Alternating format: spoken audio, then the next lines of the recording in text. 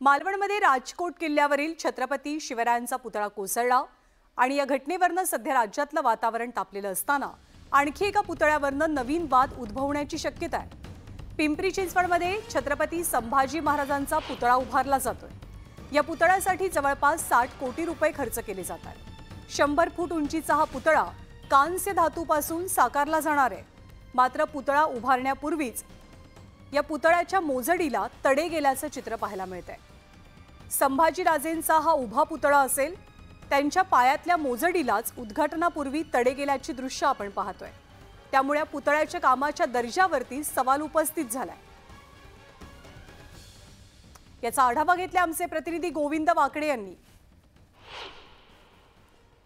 हिंदुभूषण छत्रपती संभाजी महाराजांचा राज्यातील सगळ्यात उंच आणि भव्य पुतळा पिंपरी चिंचवडमध्ये उभारला जातोय। मात्र आपण बघतोय की या पुतळ्याचं जे काम आहे आणि त्यावर आता प्रश्नचिन्ह निर्माण झालेलं आहे। अत्यंत भव्य कांस्य धातूमध्ये हा पुतळा उभारला जातोय, ज्यासाठी 100 कोटी एवढा खर्च केला जाणार आहे। मात्र पुतळ्याच्या निर्मितीपासूनच कामाच्या दर्जावर प्रश्नचिन्ह निर्माण करण्यात आलेला आहे। आणि आपण बघतोय की अगदी सुरुवातीलाच जो संभाजी महाराजांचा इथं मोजडी आहे, त्या मोजडीला ज्यावर संपूर्ण पुतळा उभा राहणार आहे, त्या मोजडीलाच अशा पद्धतीने क्रॅक गेलेले आहेत।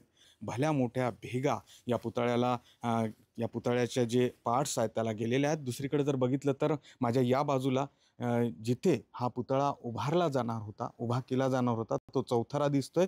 त्या चौथऱ्याचं काम 37% पूर्ण झालेलं आहे। मात्र ऐनवेळी अचानक महानगरपालिका प्रशासनाला साक्षात्कार झाला आणि छत्रपती संभाजी महाराजांचा पुतळा इथे उभारला जाऊ शकत नाही।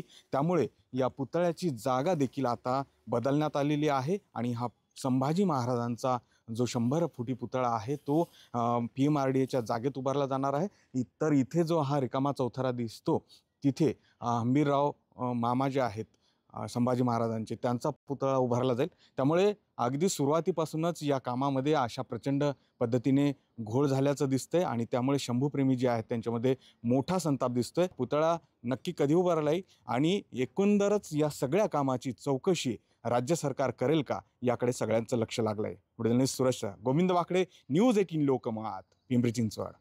तर छत्रपती संभाजीराजेंचा हा पुतळा आणि त्याच्या मोजडीलाच तडे गेलेले आहेत। यापेक्षा धक्कादायक बाब अशी आहे की पिंपरी चिंचवड महानगरपालिकेनं तब्बल 5 कोटी रुपये खर्च करून या पुतळ्यासाठी एक चौथरा बांधलेला। मात्र हा चौथरा सध्या रिकामा पडून आहे। या चौथऱ्याचं जवळपास 40% बांधकाम पूर्ण झाल्यावर संबंधित चौथऱ्याची जागा पुतळ्याची जागा महानगरपालिका प्रशासनानं बदलण्याचा निर्णय घेतला। त्यामुळे चौथऱ्याचा खर्च वाया गेल्यातच जमा आहे।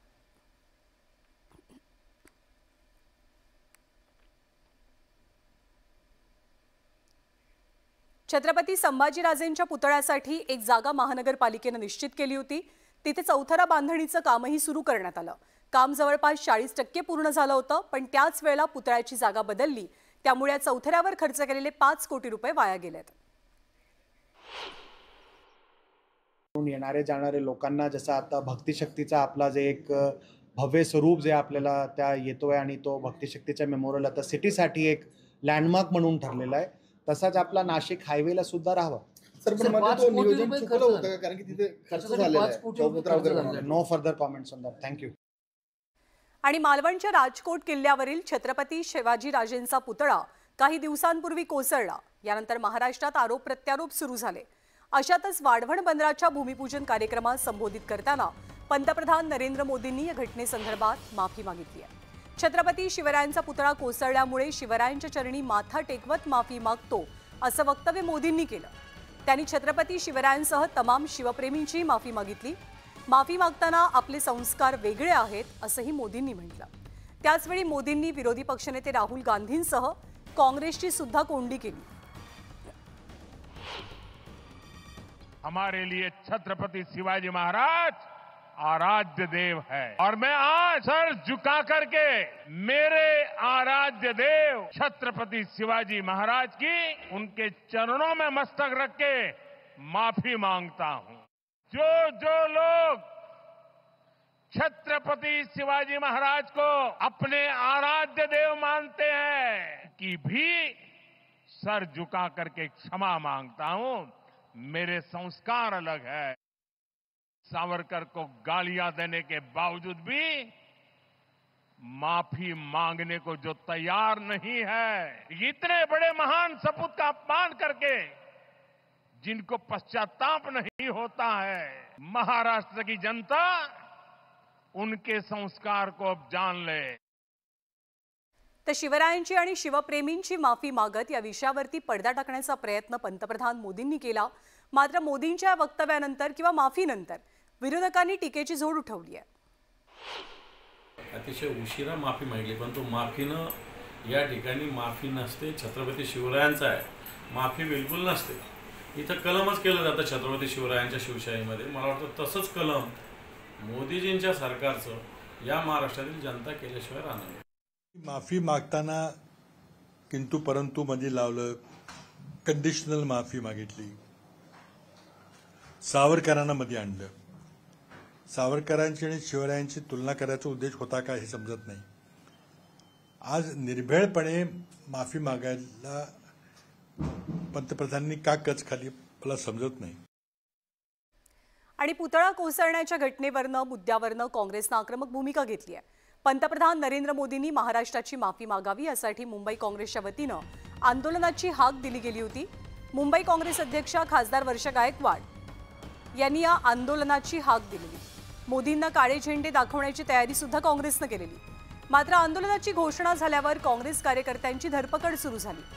वर्षा गायकवाड यांच्यासह मुंबई काँग्रेसच्या अनेक नेत्यांना स्थानबद्ध केलं गेलं।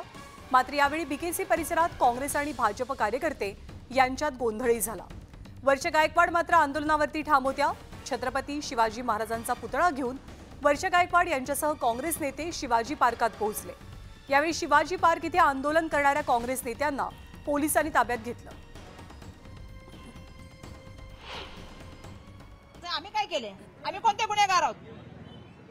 ज्यांनी गुन्हा केले ते फरार आहेत। बदनापूरचे पण फरार आहेत आणि या घटनेतले पण फरार आहेत आणि आम्हाला थांबवण्याचं काम करते। सकाळी 7 वाजता आमच्या कार्यकर्त्यांना डिटेन करण्याचं केलं। का काम केलं? तर मालवण किल्ल्यावरचा राजकोट किल्ल्यावरचा शिवरायांचा पुतळा कोसळल्याप्रकरणी मालवण पोलिसात गुन्हा दाखल झालेला चेतन पाटील याची गेली अनेक तास मालवण पोलीस चौकशी करतात।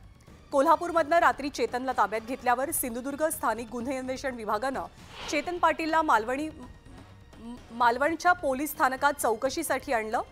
सध्या चेतन पाटीलची मालवण पोलीस स्थानकात चौकशी सुरू आहे। काही वेळापूर्वी नौदलाचे अधिकारी सुद्धा स्थानकात येऊन गेल्याची माहिती सूत्रांकडून मिळाली आहे।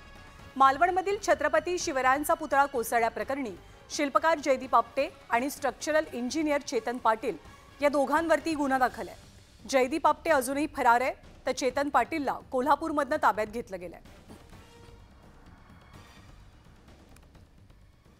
आणि पंतप्रधान नरेंद्र मोदींच्या हस्ते आज वाढवण बंदराचं भूमिपूजन पार पडलं।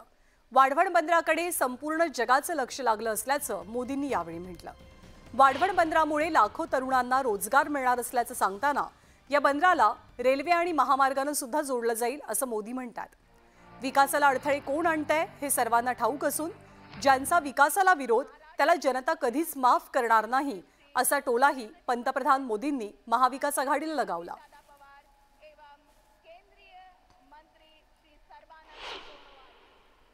2.5 साल तक फिर यहां कोई काम नहीं हुआ। आप मुझे बताइए, अकेले इस प्रोजेक्ट से यहां कई लाख करोड़ रुपए के निवेश का अनुमान है। यहां करीब 12 लाख रोजगार के अवसर पैदा होंगे। जात असताना पर्यावरणाचं रक्षण केलं जाईल अशी ग्वाही मुख्यमंत्री आणि उपमुख्यमंत्री या दोघांनीही दिलेली आहे। स्थानिकांचं हित जपू, स्थानिकांना वाऱ्यावर सोडणार नाही असं आश्वासन सुद्धा या दोघांकडून दिलं गेलं। वाढवण बंदरामुळे मोदींचं नाव इतिहासात कोरलं जाईल असं देवेंद्र फडणवीसांनी म्हटलंय। पालघरमध्ये विमानतळ करावं अशी मागणी देवेंद्र फडणवीसांनी या कार्यक्रमात बोलताना केली आहे। आने वाले दिनों में मुंबई जो बढ़ने वाली है वो सारी की सारी इसी वसई विरार पालघर साइड में बढ़ने वाली है। हम लोग इस पोर्ट के लिए रिक्लेमेशन कर रहे हैं। उसके साथ साथ अगर हम एयरपोर्ट का भी रेक्लेमेशन करें और तीसरा एयरपोर्ट अगर इधर करें तो मैं ऐसा मानता हूं कि हम मुंबई को बदल देंगे। तर पंतप्रधान नरेंद्र मोदी यांच्या उपस्थितीमध्ये वाढवण बंदराचा भूमिपूजन सोहळा संपन्न झाला। मात्र या बंदराला स्थानिक मच्छीमारांसह विविध संघटना आणि राजकीय पक्षांचा विरोध आहे। याच पार्श्वभूमीवर स्थानिक भूमिपुत्र आणि मच्छीमारांकडून बोटीत काळे फुगे लावून निषेध नोंदवला गेला। तसंच काही बोटींवरती काळे झेंडेही फडकलेले होते। या बंदराला राज्यातल्या सर्व मच्छीमारांकडून विरोध होतोय। वाढवण बंदर विरोधी संघर्ष समितीच्या नेतृत्वात महाविकास आघाडीसह विविध संघटनांनी एकत्र येत आंदोलन केलं। सरकार विरोधात घोषणाबाजी करत प्रतिकात्मक अंत्ययात्राही काढली गेली। या आंदोलनात महिलांचा सहभाग मोठा होता, तर दुसरीकडे या बंदराविरोधात स्थानिकांनी सुद्धा आक्रमक भूमिका घेतली। वाढवण बंदर परिसरात पाहणी करण्यासाठी गेलेल्या JNPAच्या अधिकाऱ्यांना स्थानिकांनी पिटाळून लावलं। पोलीस बंदोबस्तात पाहणीसाठी गेलेल्या अधिकाऱ्यांना यावेळी ग्रामस्थांच्या रोषाला सामोरं जावं लागलं। मोठा आशिया खंडातील नंबर 2चं हे पोर्ट होणार आहे, तर इथे मच्छीमारी होऊ शकत नाही। कोणी किती म्हटलं तरी 100% आमची मच्छीमारी याच्यातनं हे होणार आहे, नेस्ताभूत होऊन जाऊ। तो प्रदूषण होणारच आहे। आमच्याकडे हजारो टन, शेकडो नाही हजारो टन रोजचा भाजीपाला निघतो या भागातनं। कुठलंही काम होऊ देणार नाही आणि हे बंदर होऊ देणार नाही। आज मोदीजी त्यांना उद्योगांकडे जाऊ दे, इथं काम त्यांना इथं करायचं आहे, ते आम्ही होऊ देणार नाही असा आमचा चंग आहे। आणि विधानसभा निवडणुका तोंडावरती असून महायुती आणि महाविकास आघाडीनं जोरदार तयारी सुद्धा सुरू केली आहे। असं असतानाच महायुतीमधील वाद पुन्हा एकदा समोर आलाय। याला निमित्त ठरतंय आरोग्यमंत्री तानाजी सावंत यांचं वक्तव्य। धाराशिवमधल्या एका भाषणात मंत्री तानाजी सावंत यांनी अजित पवारांच्या राष्ट्रवादीवर जोरदार टीका केली। मंत्रिमंडळाच्या बैठकीत नाईलाजास्तव राष्ट्रवादी काँग्रेसच्या अजित पवार गटाच्या बाजूला बसावं लागतं, मात्र बाहेर आल्यानंतर मळमळ होते असं विधान तानाजी सावंत यांनी केलं। त्यांच्या वक्तव्यानंतर राष्ट्रवादी काँग्रेसनं महायुतीला थेट सत्तेतनं बाहेर पडण्याचा इशारा दिलेला आहे। त्यामुळे तानाजी सावंत यांच्या अजित पवारांच्या राष्ट्रवादीबाबतच्या वक्तव्यानं महाभारत युतीमध्ये सुरू झाल्याचं चित्र आहे। हाडामासाचा शिवसैनिक कधीही या विषयात काँग्रेस आणि राष्ट्रवादीचं माझं जमलेलं नाही। ते विचार परिपूर्ण भिडलेले आहेत अंगामध्ये, त्याच्यामुळे ते शक्य आहे। आज जरी आम्ही कॅबिनेटला मांडीला बसलो असलो तरी सुद्धा बाहेर आल्यानंतर उलट्या होतात। माझ्याच पक्षातल्या वरिष्ठ नेत्यांना विनंती आहे की आपण स्वाभिमानी आहोत, आपण काय कोणाच्या घरचं खात नाही आहोत, आणि त्यामुळं अशा पद्धतीनं ओकारीची भाषा करणाऱ्या तानाजी सावंतला एक तर बाहेर काढा, नाही तर आम्ही तर बाहेर पडतो। आपल्या तोंडाचे पट्टे चालवत असतील तर राष्ट्रवादी काँग्रेस म्हणून आम्ही सुद्धा उत्तर द्यायला तयार आहोत। महायुतीचा धर्म पाळण्याचा ठेका फक्त आम्ही घेतलेला नाही। जर तुम्हाला एवढी मळमळ उलट्या होत असेल तर तानाजी भाऊ तुमच्यासाठी म्हशीला एक मोठं इंजेक्शन देतात, ते इंजेक्शन घेऊन डॉक्टर पाठवते, म्हणजे तुमची कायमची मळमळ उलट्या जुलाब या थांबतील। आणि याच वादासंदर्भात वक्तव्यासंदर्भात सत्ताधारी महायुतीच्या शिवसेना आणि भाजप नेत्यांनी सुद्धा प्रतिक्रिया दिल्यात। आपण पाहूया। संयम सोडू नये, जी आपली काही मागणी असेल किंवा जे आपलं मत असेल ते नेत्यांजवळ व्यक्त करावं असं वारंवार सांगितलेलं आहे। येणाऱ्या निवडणुकीमध्ये कुठेही अशा वादावादी होऊ नये, त्याची दखल शिंदेसाहेब जरूर घेतील। शिंदेसाहेब त्यांच्याशी बोलतील सुद्धा। शिंदे गटाचे तानाजी सावंत यांनी व्यक्त केलेलं आहे की राष्ट्रवादी सोबत असल्यामुळे राष्ट्रवादी सोबत जेव्हा बाहेर पडलो की उलट्या होतात। नाही, मला त्यांना कुठे उलट्या झाल्या वगैरे मला काही माहिती, मी माहिती घेतो कुठे काय झालं म्हणून। आणि राष्ट्रवादी शरदचंद्र पवार पक्षानं याच मुद्द्यावरनं तानाजी सावंतांच्या वक्तव्यावरनं अजित पवारांना डिवचलेलं आहे। पद्धतीने अजितदादांची ताकद ही भाजप आणि महायुतीच्या इतर सर्व पक्षाकडनं कमी केली जाते।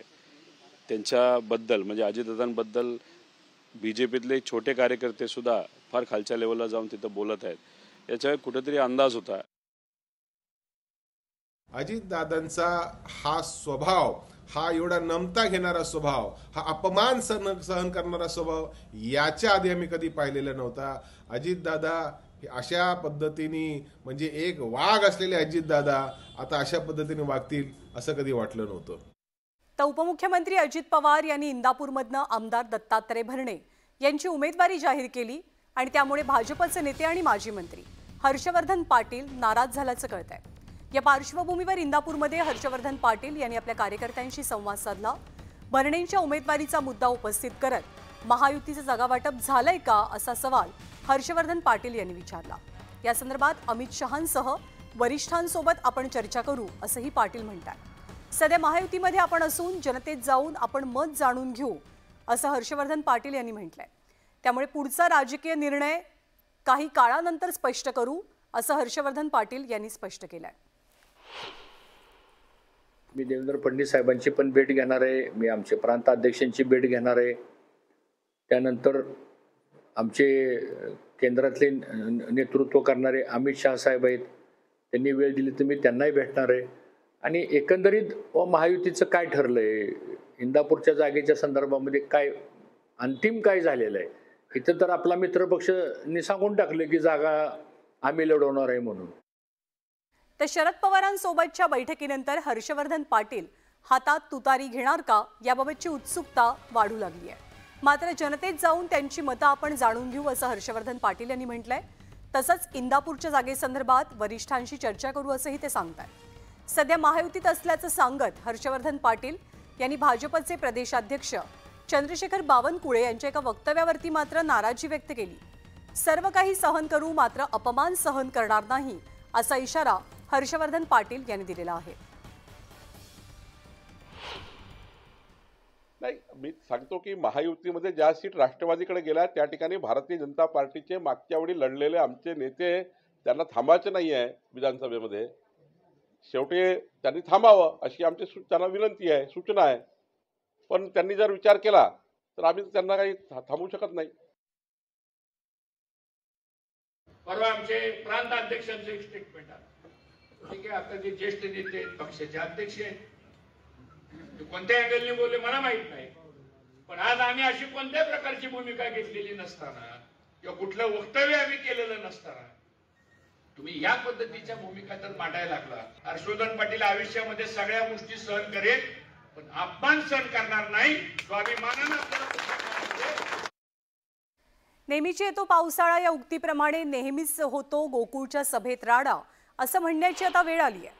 कारण कोल्हापुरात गोकुळची वार्षिक सर्वसाधारण सभा पार पडली, मात्र या सभेत पुन्हा एकदा जोरदार रणकंदन बघायला मिळालं। गोकुळची वार्षिक सर्वसाधारण सभा कागल MIDC मधल्या महालक्ष्मी पशुखाद्य प्रकल्पात पार पडली, मात्र या सभेआधी विरोधी गटाकडनं जोरदार पोस्टरबाजी झाल्यानं सभेचं वातावरण चांगलंच तापलेलं।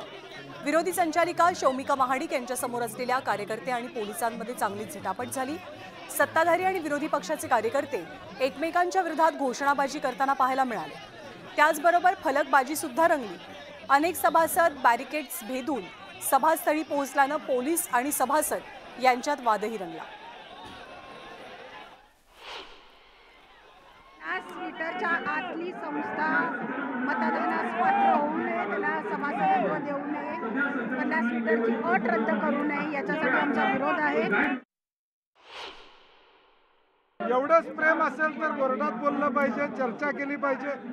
सर्वसाधारण सभेच्या माध्यमातून फक्त प्रसिद्धी मिळवायची आणि दुःख हे गोकुळच्या सभासदांच्या विषयासाठी ते आलेले नाहीत, त्यांचा टँकरचा व्यवसाय बंद झाला त्याचं दुःख खरं त्यांना आहे। पुढची बातमी नाशिकमधून आहे। नाशिकमध्ये छेड काढणाऱ्या टोळक्याला मायलेकींनी चांगला चोप दिल्याची घटना घडली आहे। नाशिकच्या पवननगर परिसरातला हा मारहाणीचा व्हिडिओ CCTVमध्ये कैद झालाय। पोलिसांनी या संदर्भात तात्काळ कारवाई करत चौघांनाही ताब्यात घेतलंय। संबंधित महिला आपली मुलगी आणि तिच्या मैत्रिणीसोबत महापालिका रुग्णालयामध्ये येत होती। याच वेळेला 4 टवाळखोरांनी त्यांची छेड काढली। सुरुवातीला तरुणांकडे महिलांनी दुर्लक्ष केलं, मात्र तरुणांनी पुन्हा त्रास दिल्यामुळे या महिलेचा संताप अनावर झाला। या महिलेनं टवाळखोरांच्या मागे जाऊन त्यांना बेदम चोप दिला। महिलेसोबतच तिच्या सोबत आलेल्या महिलेची मुलगी आणि तिच्या मैत्रिणीनं सुद्धा टवाळखोरांना चांगलाच प्रसाद दिल्याचं पाहायला मिळालं। आणि मुंबईतल्या एका कार चालकानं ओला चालकाला बेदम मारहाण केल्याची घटना घडली। हा सगळा प्रकार विक्रोळीमधला आहे। विक्रोळीमध्ये ओला चालकाच्या गाडीला एका कारची धडक बसल्यामुळे त्यानं भरपाईसाठी खासगी कार चालकाचा घरापर्यंत पाठलाग केलेला। तिथे खासगी कार मालकानं अचानक ब्रेक दाबल्यामुळे त्याच्या कारला ओला कारची किरकोळ धडक बसली आणि या रागातनं कार चालकानं ओला चालकाला बेदम मारहाण केली। इतकंच नाही तर मारहाण केल्यावरती त्या कार चालकाला संबंधित व्यक्तीनं उचललं आणि जमिनीवरती आपटलं। यामुळे हा कार चालक गंभीर जखमी झाला। घाटकोपर LBS रोड जवळची घटना आहे। या प्रकरणी गोवंडी पोलिसात खासगी कार मालकासह त्याच्या पत्नीविरोधात गुन्हा दाखल आहे। कोल्हापूरमधनं हिट अँड रनची धक्कादायक घटना समोर येते। कोल्हापूर शहराजवळच्या उंचगाव या परिसरात रोहित हप्पे हा तरुण रात्रीच्या सुमारास रस्त्यावरनं जात होता आणि याच वेळेला या रस्त्यावरनं पाठीमागून भरधाव वेगानं आलेल्या कारनं रोहितला धडक दिली। ही धडक इतकी जोरदार होती की रोहित हवेमध्ये अक्षरशः उंच उडाला। या घटनेत रोहित हा तरुण गंभीर जखमी झालाय। या घटनेनंतर कार चालक मात्र फरार आहे। CCTVच्या आधारे गांधीनगर पोलीस या घटनेचा अधिक तपास करतायत आणि कार चालकाचा शोध घेतात। आणि शेतकऱ्यांच्या विविध मागण्यांकडे लक्ष वेधण्यासाठी अमरावती जिल्ह्यातील शेतकऱ्यांनी वरुड ते मोर्शीपर्यंत ट्रॅक्टर मोर्चा काढलेला। अमरावती जिल्ह्यात झालेल्या मुसळधार पावसामुळे 80% जास्त संत्रा पिकांसह सोयाबीन, कापूस आणि तूर उत्पादक शेतकऱ्यांचं नुकसान झालेलं आहे। पावसामुळे नुकसान झालेल्या पिकांना राज्य सरकारनं मदत जाहीर करावी या मागणीसाठी हा ट्रॅक्टर मोर्चा निघालेला। 30 किलोमीटरपर्यंत काढण्यात आलेल्या ट्रॅक्टर मोर्चात मोर्शी आणि वरुड तालुक्यातील शेतकरी मोठ्या संख्येनं सहभागी झालेले। यावेळी सरकारविरोधात जोरदार घोषणाबाजी करण्यात आली। आणि सध्याचे दिवस सणासुदीचे दिवस आहेत। या निमित्तानं बाजारात मोठ्या प्रमाणात फुलांची आवक होत असते। सणासुदीच्या दिवसांमध्ये झेंडूला चांगला बाजारभाव मिळेल या आशेनं शिरूर तालुक्यातल्या चांडो गावच्या स्वप्नील सालकर या तरुण शेतकऱ्यांना 2 एकर शेतात झेंडूची लागवड केली। मात्र गेल्या काही दिवस पडलेल्या मुसळधार पावसामुळे झेंडू पिकावरती करपारोगाचा प्रादुर्भाव झालाय।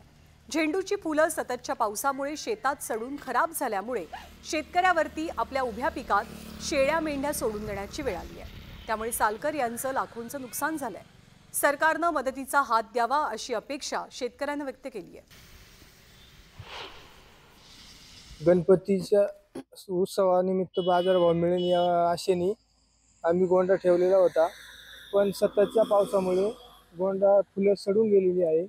त्यामुळे आम्हाला मेंढ्या सोडायला लागलेल्या आहेत।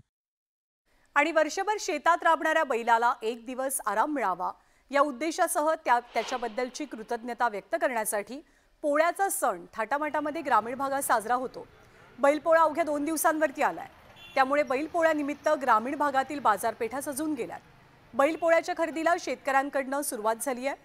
बैलांच्या पाठीवरती टाकण्यासाठी रंगीबेरंगी झूल, घुंगरांचा पट्टा, हिरव्या रंगाचे गोंडे, पितळी घंटा, प्लास्टिकच्या कवड्यांच्या माळा आणि घुंगरांच्या माळा सुद्धा बाजारात पाहायला मिळतात। बैलांना सजवण्यासाठी लागणारं साहित्य त्याच्या दरामध्ये वाढ झाली आहे। बाशिंगांचा दर 400 ते 600 रुपये इतका आहे, तर पायातले पैंजण आणि त्यावरती पांघरली जाणारी झूल 1,500 पासून 4,000 रुपयांपर्यंत मिळते।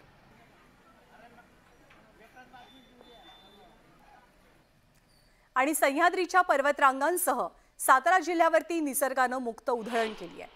जागतिक वारसा स्थळ असलेलं कास पठार दुर्मिळ फुलांनी फुलाला सुरुवात झाली आहे। गेल्या महिन्यात झालेला मुसळधार पाऊस आणि त्यानंतर पावसाची उघडीप यामुळे काही प्रमाणात फुलं बहरायलाही सुरुवात झाली आहे। अनेक दुर्मिळ फुलांसह तब्बल 7 वर्षांनी फुलणारी टोपली कारवी सुद्धा यावर्षी पर्यटकांना पाहता येणार आहे। दरवर्षी हजारो पर्यटक कास पठाराला भेट देतात। सप्टेंबरच्या पहिल्या किंवा दुसऱ्या आठवड्यात हे पठार संपूर्णपणे रंगीबेरंगी फुलांनी फुलून जातं।